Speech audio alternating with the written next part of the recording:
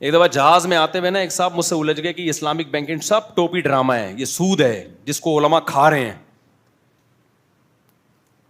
میں نے کہا آپ نہیں کہ تم مجھے پھر بھی اعتراض کرتے, آپ نے بھی فتویٰ دے دیا حلال ہونے کا, آپ بھی کھا رہے ہو. میں نے کہا میں تو نہیں کھا رہا, نہ مجھے کسی اسلامک بینک سے 5 روپے بھی نہیں ملے اس فتوے پہ, بلکہ جن دنوں میں ہم نے بینک کے جائز ہونے کا فتویٰ دیا ان دنوں میں میزان بینک میرا اکاؤنٹ ہی نہیں کھول کے دے رہا تھا. میرا کلپ چل رہا ہے, اکاؤنٹ نہیں کھول رہا وہ, کیونکہ میں ایسی پگڑی میں گیا تھا, ان کو لگا کوئی پتہ نہیں بم تو نہیں رکھ کے آیا بھائی, میں مشہور نہیں تھا زیادہ اس وقت, نے کہا کہ شاید یہ داڑھی ٹوپی پگڑی اللہ خیر کرے کوئی. میں نے کہا بھائی کچھ بھی نہیں, ایسے ہی ہیں جیسے آپ ہو, پر پگڑی پہنی بھی ہے. نہیں کھولا. اور ان دنوں میں الزامات کیا لگ رہے تھے, سود خور, پیسے لے لے کے فتوے دیتے ہیں. یہ سمجھ میں آ رہی ہے بات کہ نہیں آ رہی ہے؟ تو ایک صاحب جہاز میں الجھ گئے, ماشاءاللہ بڑی داڑھی, یہ کیسے کر دیا. میں نے کہا آپ کو سود کا الف بے بھی پتہ ہے کہ سود کسے کہتے ہیں؟ میں نے کہا آپ بتائیں. کہتے ہیں سود کہتے ہیں پیسے سے پیسہ کمانا بغیر محنت کے. یہ ڈیفینیشن کون سی کتاب میں لکھی ہے, پیسے سے پیسہ کمانا بغیر محنت کے؟ کہتے ہیں وہ سودی بینک بھی پینلٹی لے رہے ہوتے ہیں اور غیر سودی اسلامک بینک بھی پینلٹی لے رہے ہوتے ہیں, کان ادھر سے پکڑو ادھر سے پکڑو. میں نے کہا بھائی اسلامک بینک پینلٹی لے کے چیریٹی کرتا ہے, وہ اس کا پروفٹ میں نہیں ہوتا. وہ پینلٹی لیٹ کس جمع کرانے کی پینلٹی ہوتی ہے سزا کے طور پر, وہ چیریٹی کرتا ہے. سود خور جب سود لیتا ہے تو وہ اس کا پروفٹ کا حصہ ہوتا ہے, اس کا پروفٹ ہے وہ. تو کہنے لگے کان ادھر سے پکڑو ادھر سے پکڑو. میں نے کہا کمال کی بات ہے, چیریٹی کر رہا ہے وہ,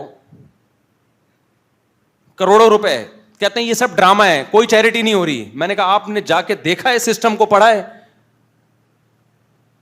آپ یہ بولو کہ مجھے نہیں پتا. سمجھ میں آ رہی ہے بات؟ ہر چیز میں ٹانگ اڑانے کی آپ کو ضرورت نہیں ہے. ہاں کوئی عالم اعتراض کرے نا, اس عالم کا اعتراض بنتا ہے کہ بھئی اس کی رائے کا اختلاف ہے. عامی آدمی کی رائے کا اختلاف معتبر نہیں ہوتا. 15-20 منٹ میں اس کو سمجھاتا رہا بولشتا. میں نے کہا بھائی میرے پاس کھوپڑی نہیں ہے, کیونکہ کچھ بیسک نالج پہلے ہونی چاہیے, اس کے بعد آپ کو ایک چیز سمجھائی جا سکتی. آپ کو تو بیسک نالج ہی نہیں ہے, تو میں کیا آپ کو یہاں درس نظامی پڑھانا شروع کر دوں پورا بٹھا کے؟ صبح و شام لوگ الجھتے ہیں. ایک دفعہ کسی تقریب میں بیٹھے تھے, ایک بقرات اور افلاطون آ گئے ہم سے بات کرنے کے لیے نا. افلاطون کہنے لگے آپ طلاقوں کے فتوے دیتے ہو. میں نے طلاق پر ایک کتاب لکھی ہے بڑی زبردست, قرآن و سنت سے نکالا ہے میں نے نا, کہ یہ طلاق کا سیٹ اپ ہی جو مولویوں نے چلایا ہوا ہے پورا کانسیپٹ ہی غلط ہے, پورا کانسیپٹ ہی قرآن و سنت کے خلاف ہے. آپ ایک دفعہ پڑھیے گا ضرور اس کو. میں نے کہا بس کر دے بس, 1400 سال ہو گئے ہیں امت کو قرآن و سنت پہ چلتے ہوئے, تو کوئی نئی چیز لایا مارکیٹ میں؟ اور میں نے کہا یہ جو آپ کہہ رہے ہو نا علماء کا, طلاق کی آیتیں پورا الحمد سے لے کے والناس تک قرآن ہم نے ایک ایک زبر زیر پیش کے ساتھ پڑھا بھی ہے اور سمجھا بھی ہے. پھر ایک تفسیر نہیں, ایک ایک آیت میں درجنوں تفاسیر. پھر ہمیں خود عربی آتی بھی ہے الحمدللہ.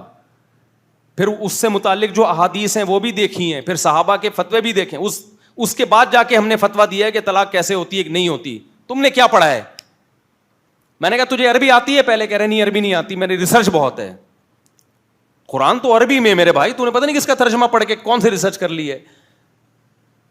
تو پہلی چیز پراپر علم. سمجھ میں آ رہی ہے بات کہ نہیں آ رہی؟ جب تک مفتی تقی عثمانی صاحب پر کتنے طنز کیے جاتے ہیں, سود خور مفتیوں کے فتوے کی کوئی حیثیت. تم خدا کے غضب کو دعوت دے رہے ہو یار. حضرت مفتی تقی عثمانی صاحب کے بارے میں جو 15 سال پہلے میرے پاس رپورٹ تھی, میزان بینک کو جائز کہہ کے بھی اس سے جو ملنے والا پروفٹ تھا وہ صدقہ کر دیا کرتے تھے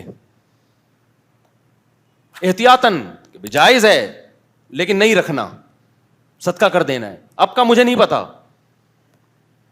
بھائی, آپ ہم سے پوچھو ان کے تقوی کے حالات کیا ہیں, وہ کتنا پیسہ کتنے طریقوں سے کما سکتے تھے, نہیں کمایا انہوں نے. بس جو آدمی بیٹھا ہے افلاطون بنا ہوا, لمبی لمبی پھینکتا رہے گا بیٹھ کے. سود خور مفتی, فلانا مفتی. بھائی سود سے بچایا ایک شخص نے, بچانے والے کو آپ سود خور کہہ رہے ہو. حضرت مفتی تقی صاحب پر جو باہر ملکوں میں پابندی لگی ہے نا, وہ اسلامک بینکنگ کی وجہ سے لگی ہے. لیبر انہیں دہشت گردی کا لگایا ہے. یہودیوں کو ڈرتا ہی تو سارا سیٹ اپ سود کا ہمارے ہاتھ سے نکل جائے گا. امریکہ کو پتا ہے کہ یار اس کا سودی بینکنگ کا بیڑا غرق کر دیا مفتی تقی عثمانی صاحب نے, اور یہاں لوگ کیا کہہ رہے ہیں, سود کو کیا کر دیا, اسلام کا لیبل لگا کے حلال کر دیا. جب آپ کے پاس نالج نہیں ہے آپ چپ رہو. لیکن پاکستان میں چپ رہنا دنیا کا سب سے مشکل کام ہے. امریکہ کے ایک کتا تھا, اس نے کہا میں پاکستان جا رہا ہوں. وہاں کتوں نے امریکہ میں بولا اس کو, ابے پاگل آدمی, تجھے یہاں نہلا دھلا کے تیرے گلے میں سونے کا لاکٹ جو تجھے پکڑ کے کھڑا ہوتا ہے وہ کتا لگ رہا ہوتا ہے تیرے سامنے, اتنا تجھے پروٹوکول دیا جا رہا ہے, تو پھر ایک غریب ملک میں کیوں جا رہا ہے؟ وہاں تو 2 ٹکے کی حیثیت نہیں ہے کتوں کی, یہاں کوئی ویلیو ہے؟ بے روزگار کتے ہیں سارے, ہر وقت بےچارے کہیں سے کچھ خوشبو آ جائے نا بریانی کی 6 کتے لائن میں آ کے کھڑے ہو جائیں گے یہاں پہ. بے روزگار کتے ہیں. تمہیں یہاں ویکسین ٹائم پہ ہوتی ہے, تمہارے گلوں میں پٹے ہیں, تمہاری پورا وہ نادرا کا جیسے ان کا جو بھی نادرا ہوگا پورا ریکارڈ ہے تمہارا. کیوں جا رہے ہو پاکستان؟ کتے نے کہا یار ایک فیسلٹی یہاں امریکہ میں نہیں ہے. کیا کہتے ہیں؟ وہ جو وہاں جو بھونکنے کی اجازت ہے نا وہ یہاں ہمیں نہیں ہے, وہاں بھونکنے پر کوئی پابندی نہیں ہے. تو یہاں لوگ بھونک رہے ہوتے ہیں. مفتی تقی صاحب معاذ اللہ سود خور ہیں, انہوں نے سود کو حلال کر دیا. مفتی تقی صاحب کا 1 ٹکے کا فائدہ نہیں ہے, اور یہ مفتی تقی صاحب کا اکیلے کا کام تھوڑی ہے. یہ تو پیچھے مفتی رشید احمد صاحب رحمۃ اللہ علیہ, علامہ یوسف بنوری رحمۃ اللہ علیہ, بڑے بڑے علماء, مفتی شفیع صاحب رحمۃ اللہ علیہ, اور ان علماء کی صحبت میں ہم نے وقت گزارا ہے, ان کا تقویٰ کو اپنی آنکھوں سے دیکھا ہے. شبہے کی بنیاد پر لاکھوں لاکھوں روپے صدقہ کرنے والے لوگ, ان کو آپ کہہ رہے ہو کہ جو سود خور بنے ہوئے کروڑوں روپے لے کے جناب وہ حلال کر دیا انہوں نے. مفتی کا کام مفتی کو کرنے دو, اس کے کام میں ٹانگ بولو مت اڑاؤ. حضرت مفتی تقی عثمانی صاحب کا ایک بہت بڑے اسکالر سے ٹاکرا ہوا نا, وہ کافی اچھا کام کرنے دین کا, تو انہوں نے کچھ مسائل بتائے تھے غلط. حضرت مفتی تقی صاحب کی عادت نہیں ہے لوگوں کو اس طرح کھلے عام رسوا کرنے کی. انہوں نے بند کمرے میں ان کو سمجھایا کہ آپ جو کام کر رہے تھے اس کو فوکس کرتے.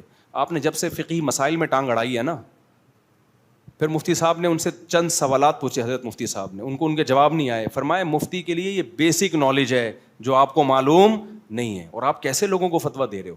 لیکن وہ سمجھدار تھے, انہوں نے کہا آج کے بعد میں یہ کام نہیں کروں گا.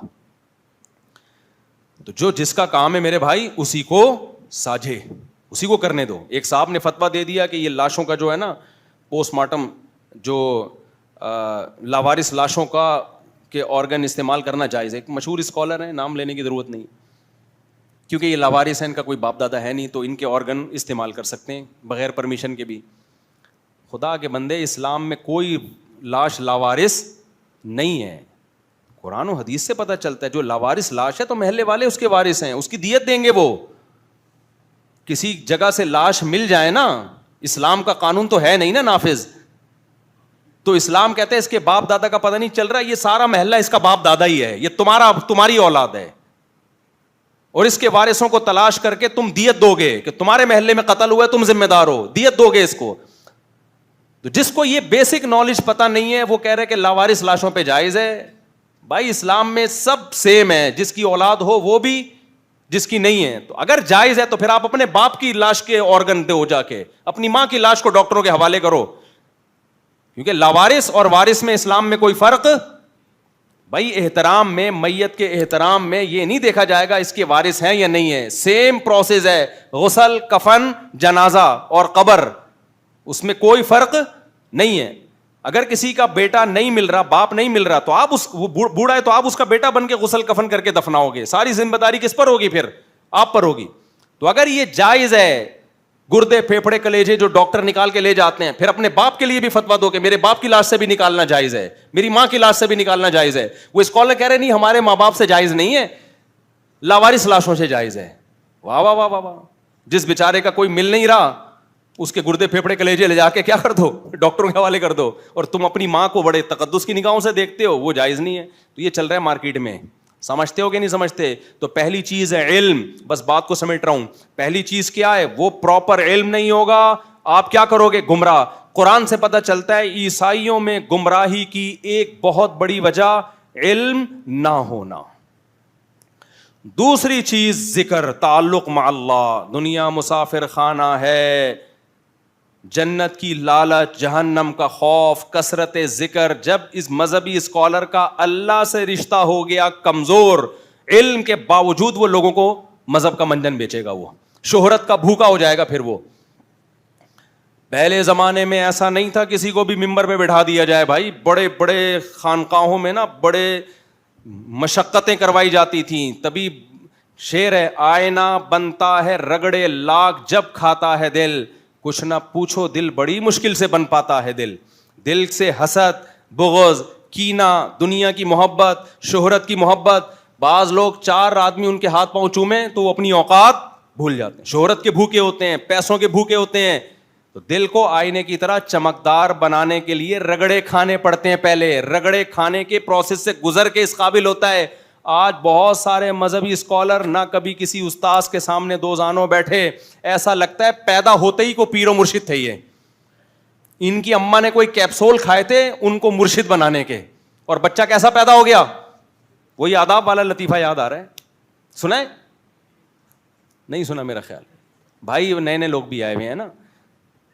سائنسدانوں نے ایک دوا ایجاد کی, یہ آج کے اس پہ فٹ ہو رہا ہے نا, اس لیے میں دوبارہ ریپیٹ کر رہا ہوں. یہ جو میرا ٹاپک ہے نا اس پہ پورا فٹ ہو رہا ہے. پیدائشی نیک, پیدائشی تربیت یافتہ کوئی نہیں ہوتا. آپ نے کس شیخ کی, کس بزرگ کی صحبت اٹھائی ہے, کس نے آپ کی تربیت کی ہے, کس نے آپ کو غلط باتوں پہ ڈانٹا ہے, صحیح بات پہ اپریشیٹ کیا ہے, یہ سب چیزیں ہونے کے بعد انسان نکھرتا ہے. کس نے آپ کو سزا دی تھی جب آپ غلطیاں کرتے تھے, یا آپ سے کبھی زندگی میں کوئی غلطیاں ہوئی نہیں, کوئی ڈانٹنے والا ہے ہی نہیں آپ کو. آپ کہہ سکتے ہو میرے ماں باپ نے ڈانٹا, ماں باپ کی تربیت کس نے کی تھی؟ یہ علماء کی صحبت, بزرگوں کی صحبت پر جو صدیوں سے لوگ زور لگاتے آئے ہیں, یہ بلا وجہ نہیں لگایا انہوں نے. حضرت مولانا طارق جمیل صاحب سے جو اللہ نے دین کی اتنی خدمت کی, وہ بتاتے ہیں بعض دفعہ میں نے حاجی عبد الوہاب صاحب کی اتنی ڈانٹیں کھائی ہیں, اتنے تانے سنے ہیں کہ اللہ نے مجھے ہی ظرف دیا تھا کہ وہ برداشت کرنے کا, ورنہ یہ برداشت کرنا آسان نہیں ہوتا. ناک پہ جس کے مکھی بیٹھی ہو کہ مجھے کوئی ڈانٹ نہیں سکتا, میرے خلاف کوئی بول نہیں سکتا, ایسے لوگوں کی اپنی تربیت نہیں ہوتی میرے بھائی, وہ دوسروں کی تربیت کیسے کریں گے؟ تبھی تو دیکھو نا جو آج کسی اسکالر کے بارے میں کرو کیسا ایک دم تپاور ریئیکشن آتا ہے ان کا. ابے تو اپنی اوقات بھول گیا کیا؟ دلائل کا جواب دلائل سے تمیز سے دے دو بھائی. تو تربیت ہو آپ کی, تربیت کا مطلب ظاہری ایٹیٹیوڈ نہیں, تربیت کا مطلب دل میں نہ لالچ ہو, نہ شہرت کی بھوک اور نہ دولت کی بھوک. یہ 2 چیزیں برباد کرتی ہیں انسان کو, شہرت کی لالچ اور پیسوں کی لالچ. یہ جب کسی مذہبی اسکالر میں آئے گی تو علم کے باوجود لوگوں کو غلط گائیڈ کرے گا وہ.